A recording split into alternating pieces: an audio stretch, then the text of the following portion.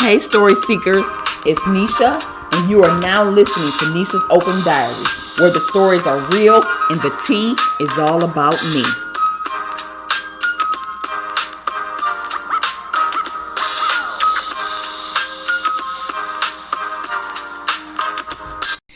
Good morning. Today is Tuesday, March 12th, 2024, and we are back for another episode. Now, I want to speak on a few things before we get into this episode. See, this podcast, it is not your average podcast. On here, I'm not just going to sit up and act like everything is Chanel, Bentleys, and life is just grand and great and ain't nothing ever happened. You know how people get on Instagram and they showing all this stuff like life is just the grandest thing that they ever experienced, and all the pictures are just, ooh, look at me. And look at me. Look at me with my new G-Wagon. No. I don't want anyone to think that everything in my life is bad. I have had plenty of good things happen to me too. I'm just starting at the beginning of my life and telling story times of things that have happened to me. And I will continue up until currently because, trust me, I have new things happening to me all the time. And the story times are endless.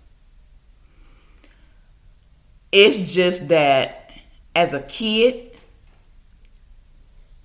and a teen, I was extremely quiet and shy and very timid. And I used to allow people to do whatever and say whatever. But them days is long gone. Not anymore. And I had to learn to stand up for myself. I had to learn to show up for me. And at many times I had to learn to toot my own horn, because you'll be waiting on somebody else to toot your horn for you. Or as people like to say, give yourself, when people say give them their flowers. Yeah, I had to learn to do all that for myself, because ain't nobody else gonna do it. And so I actually ended up going to therapy because, again, I have to check up on myself. And I did just that. I had to check in on myself and make sure I was okay. I went to therapy in 2021 and I threw up on my therapist. And if you don't know what I mean when I say I threw up, I mean I regurgitated everything. I mean I just let any and everything out that was bothering me. Anything. I mean, if it hurt me, if I felt pain from it, if I felt stress from it, if I felt any type of anything, if it made me feel any type of way, I let it out. I cried. I screamed. And my therapist was here for it. She encouraged me to. And afterwards, I felt lighter and I felt more free. And that was just, something that I wanted to do because, again, I don't know how many people can agree with this, but in more recent years, more people of color have started going to therapy, because before it was like, they ain't going to no therapy to tell all their business to some stranger, go telling all their business to somebody they don't know. That was the experiences that I have had with people of color, like they was against going to therapy. Now in more recent days, more people are more open to it, but it's still a lot of stubborn people who won't. And yeah, there's still a lot of stubborn people who won't. I'll just leave it at that. But yeah, so I just tried to show up for myself to make sure that I was okay. And a lot of people are against going to therapy because what people don't understand is, you know how you go to the doctor for a checkup and you check up the rest of your body? If you're a female, you go on and get a pap smear. You're getting checked up. You're making sure your heart and your whole health is okay. Well, guess what? People always put a stigmatism on mental health care. But guess what? That's part of your care too. You go get your vagina checked out. Why not go get your mind checked out? So I'm always going to make sure I'm good from head to toe. And so that's what I decided to do. But now that I have, been in just a little bit, let's get into today's episode. Today's episode is going to be about how things were after we were free from my father. However, my daddy's ghost showed up in a way that nobody expected. And my oldest brother, and I'm strongly quotating that, my mother's son. So, we were free.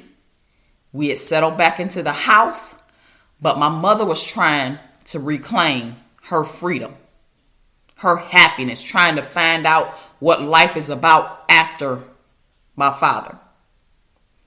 And, our family started coming back around. They was bringing friends and other people around and stuff. And my mother had a wild and out stage, y'all. Please don't judge her, but my mother was free and she didn't know how to act, baby, okay?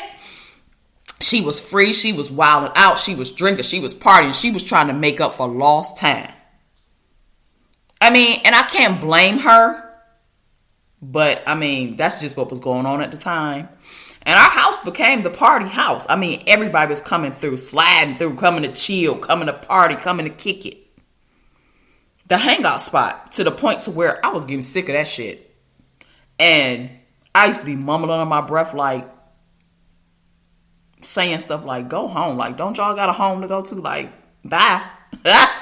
And like most times, I'll be all up in the grown folks' business, their conversations, watching and looking, trying to look out for my mother, because they was kicking it. And there were times where I had to go to school the next day and wouldn't be able to really sleep for real because the music was bumping. They was drinking, they was drunk. They was making a whole bunch of noise. You know how it is when a party going on or a gathering is going on. Whew. But in the midst of all of this, while my mother had her wild and out phase, her kicking it phase, her, her new single life or whatever, however you want to put it, whatever you want to say, however you want to call it. She was just happy to be free. And so was we. So for that, I can't really judge her because she was really just trying to reclaim her life. So I can't be mad at her for that. And in the midst of that, my mother was blindsided by a new monster that had developed. And I'm air quotating again. Her son was about to be a whole nother problem for her and for us. And in between my mother's turn-up sessions, in the midst of that, little did she know a new problem was on the horizon. Her son. And this individual who was supposed to be my brother began to wreak havoc. And he caused a whole new set of problems for my mother. And now he is a teen. And he is rebellious. He thinks he's the man of the house. And he is trying to run stuff. He trying to tell my mother what to do. And us. And it was like he was trying to take my father's place. And it was starting to feel like my father had never left. And my brother, and I use that term sparingly, was acting like he was our daddy. And I would tell him, N-I-G-G-A, you ain't my daddy. Like, he took it upon himself. For example, I'll just say it like this, like, if we went somewhere, like say we went over, I don't know, my grandmother's house, my aunt's house or wherever. And a lot of times we'd go over there and be visiting with family and stuff. And we'd end up staying over whoever house we over late. It might be 11 something at night or whatever. I'm still young. I might have been 12, 13-ish. I don't know. And Everybody done went somewhere and stayed late, and you got to pick kids up off of couches. You got to wake them up. You got to try to drag them, get them to the car to get them home or whatever. Yeah, it was those type of situations. And if we fell asleep, I would wake up to my face stinging because this ignorant bitch is standing over me, and he done slapped the shit out of me because I was asleep. But again, it wasn't his place. You ain't my parent. You ain't my daddy. And he would be standing there like cussing me out and stuff like, who is you? And him slapping me and hitting me was very familiar to what my father would do. He was him all over again. The house again was an uncomfortable place to live. And now I wanted him gone too. He was causing problem after problem. He was stealing, robbing, fighting, having sex, and violating me at the same time. My mother again pissed me off like, girl, handle your son. She acted like she was scared of him. But at this point, he was bigger than her. But still, he would have had to go. Sorry, not sorry. And it got to a point that whenever we went somewhere, he stayed home so he could bring girls over and have sex while nobody was home in my mother's bed of all places. And she let him get away with this. Like, my mother used to always make excuses for him. Like, my mother, I'm not going to lie, my mother was a lot more lenient on us because when my father was out of the situation, she didn't want to be beating us and doing all that type of stuff because of what we had already been through. But she was too lenient on him. He needed a stern hand over him because he was just running rampant, just disrespectful, trying to run over her. Like, no. And yeah, the disrespect was real crazy. And then he would be out, and then we would be out and about a lot of times late, and he would get mad.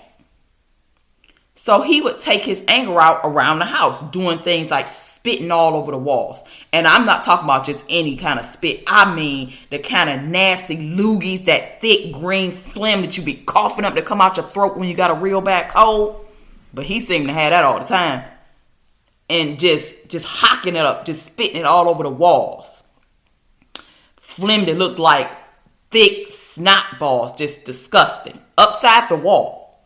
Or he would do it in a gallon of milk or orange juice or even ejaculate in it. And then wait until somebody go and get some and then tell them because he was mad. And you never trusted your drink or food around him. And then he would attack me if I even looked in his direction.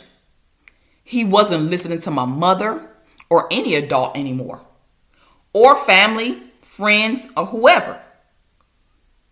And if any of them tried to help my mother to try to tame him, he just fought them. He was out of control, and he was just a mini version of my father. He was a new version of him. And now that he is currently in prison, I can say it was a long time coming. You would think that after all we had already been through, he wouldn't want to be anything like him or anything similar to what we had been through. But he seemed to embody it in his own way. My mother had a new monster on her hands, and he was now terrorizing the house and all of us. He even started going around my father, taking back information to him about my mother and about everything going on in the house. And although he always seemed to forget to tell him the things that he was actively doing, he forgot to tell him he was trying to be him, that he was doing drugs, stole money from my mother's job, almost got my mother fired. He was violating me. He was beating on us and doing stuff he ain't have no business doing. He forgot to tell him that when he was running back and forth trying to tell him what was going on in the house and with my mother. He omitted the things that he was up to. And he really was just carrying on like he was my mother's man and our daddy. he needed discipline or to be put in a juvenile detention center. But again, he wasn't corrected, and the behavior continued until 2022 when he killed someone. This went on until my mother met my stepfather, and then things took a whole other turn. And I mean, I know that in these episodes, I'm not going to be able to put every single detail, but again, things was real bad in the house. He made stuff so tense around there. And again, all of my family knows him. They know the stuff that I'm saying is true. He was even doing this stuff in current day when family members would let him come and stay with him and stuff or whatever. You got to watch all your stuff around him. And then he always want to go and stay with somebody because he done been homeless a lot because won't nobody let him stay with him. Ain't nobody about to be creeping around their house, hiding their stuff, can't live because they don't know if they're going to get attacked by you. They don't know if you're going to come and try to stab them in their sleep, shoot them in their sleep. What you going to do? No. But a whole new set of issues began when my stepfather came into the situation. And so that leads me up to the end of this episode, Story Seekers. That is all for this episode. Tune in to my next episode where I will be talking about the things that happened after my stepfather came into the picture.